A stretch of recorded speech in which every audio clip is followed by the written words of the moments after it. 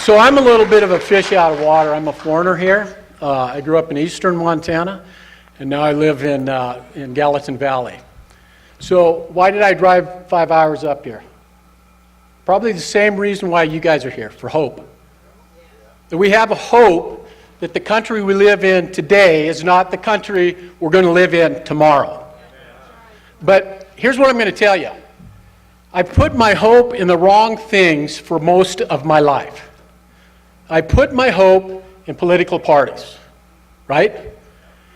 I think if we want real hope, we open the Bible and we look at Exodus 18:21. And let's look what God said. God said, find capable, honest men who fear God and hate bribes, and put them in charge. And why is that important? Why is that important today? I'll tell you why. Benjamin Franklin said there were two things this country had to maintain freedom. One was private property ownership, and the other one was freedom of speech. Well, I'm going to tell you, this shirt I'm wearing, I own it.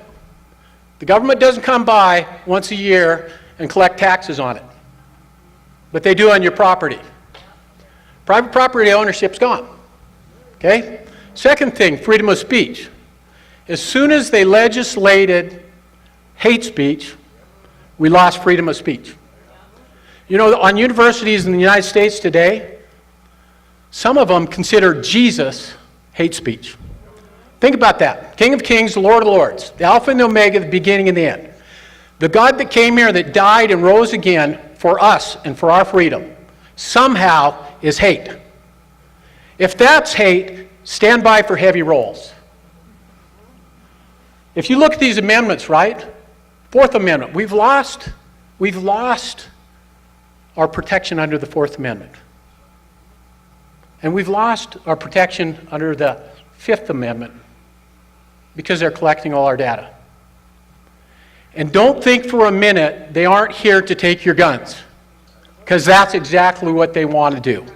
That's what every tyrant wants to do. Now, we can stand up here and blame politicians, because I've done that most of my life.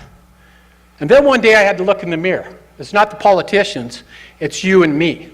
You know what the failure is in the United States? It's the failure of men. It's the failure of men to stand up and be men. And let me point it out a little bit. What's the failure? We had tens of thousands of kids skip school to go support an immoral march, because it's immoral to take away a man's right to protect himself, his family, and his property. Men failed. Where were the fathers, where were the husbands saying, not in my family? As men, we failed to lead our families, we failed to lead in our communities, and we failed to lead in our nation. Second case, men failure, right? When the government says that I could wake up in the morning and feel like a woman and walk in a woman's restroom, where were the men that stood up and said, not on my watch? Where are the men in Montana stand up, not on my watch, when they want to do it in the high schools?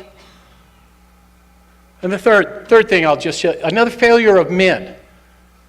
When tens of thousands of women hit the street in our nation's capital to protest immorality with mothers and daughters dressed up as genitalia. That's an oxymoron, folks. But where were the men saying, we're not doing that and we're not supporting it? What I'm telling you is men used to be the proud protectors and providers of the family. They used to be the leaders in our country. And I'm looking at all you men out there. It's time for us to stand up. And it's time for us to stand up in the voting booth.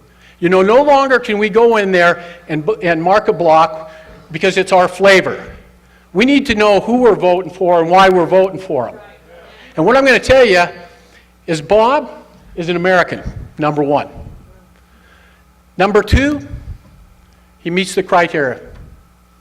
He's capable, he's honest, he fears God, and he hates bribe. And number three, he's already served this country as a United States Marine, and he's here to serve you. Welcome, Bob.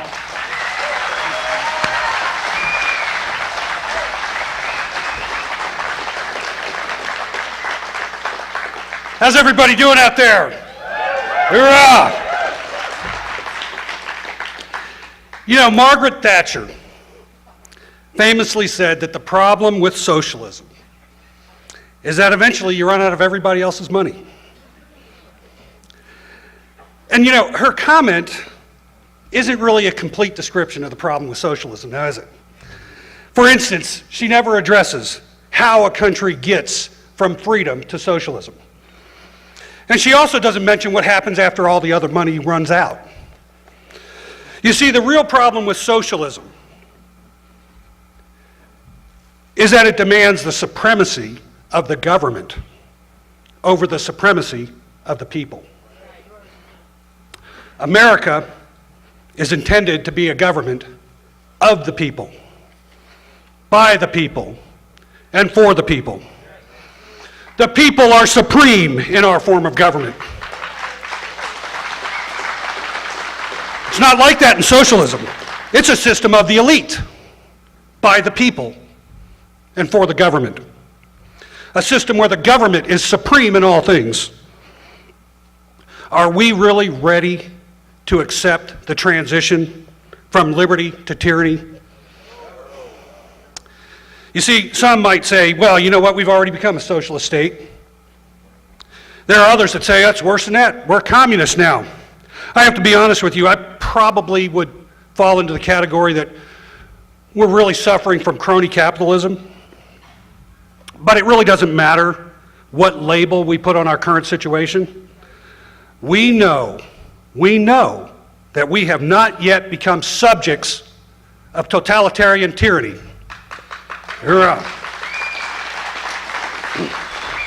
And of course, everybody here knows why, don't we? It's because we still have our guns. That's right. You see, the road from freedom to tyranny is always a violent one. Every would-be dictator knows, above all else, they must disarm the people. And we will never tolerate tyranny in America because we will never be disarmed.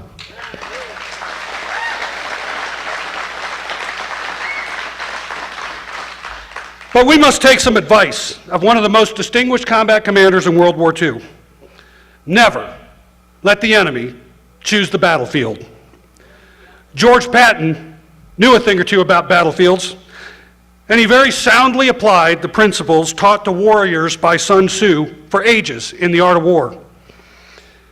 But we're seeing a battle rage in two principal theaters, in the judicial branch and in the executive branch. But isn't it stunning that we're seeing almost no one fighting on behalf of the people in the legislative branch, the government body that's supposed to be representing the people? You know, it's probably meaningless to try to figure out how our legislative bodies have become so useless, but it's critically meaningful for us to understand the tactical advantage that we can gain from recognizing it. You see, our legislative bodies in our country are almost universally despised. I think Congress had a 17% approval rating or something like that. And why is that?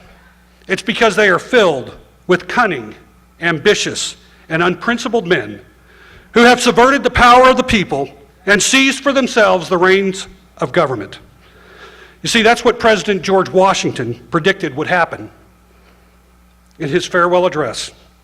So I submit to you that the battlefield we can and should choose is in the legislatures of the states. We need to regain the people's houses from those unprincipled men who have stolen them from us.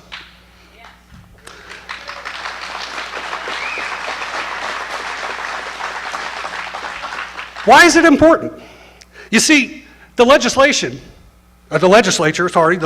branch is the one who has the power to impeach.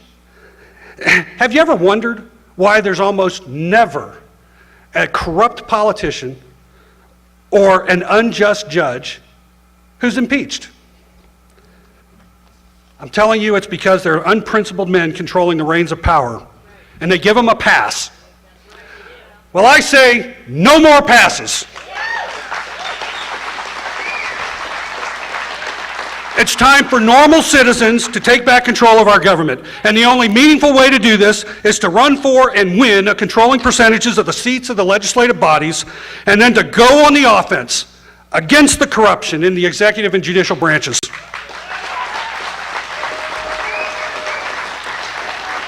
You see, we think that we're here because of the threat against the Second Amendment.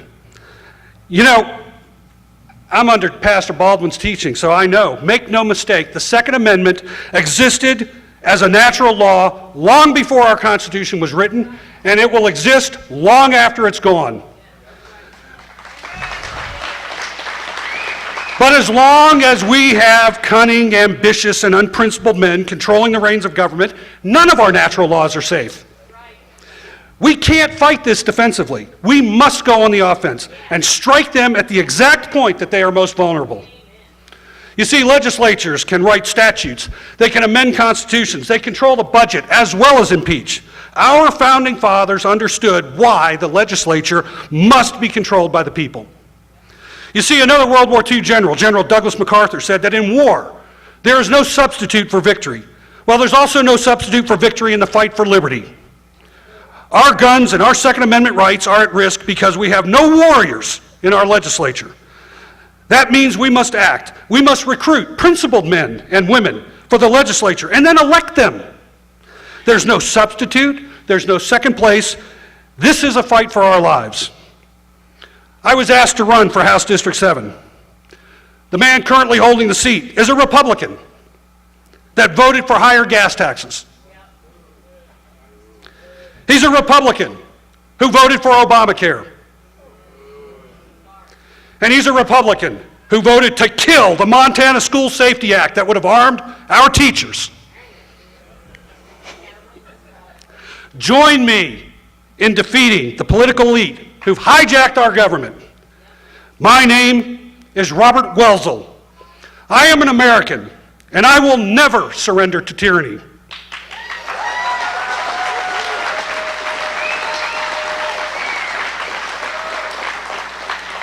I am a United States Marine, and I will fight for right and freedom. And I am a Montanan, and I will not compromise to cunning, ambitious, and unprincipled men. I promise you, I will fear God, to whom I will give an account. I will love justice. I will hate bribes, and I will fight for right. Hurrah.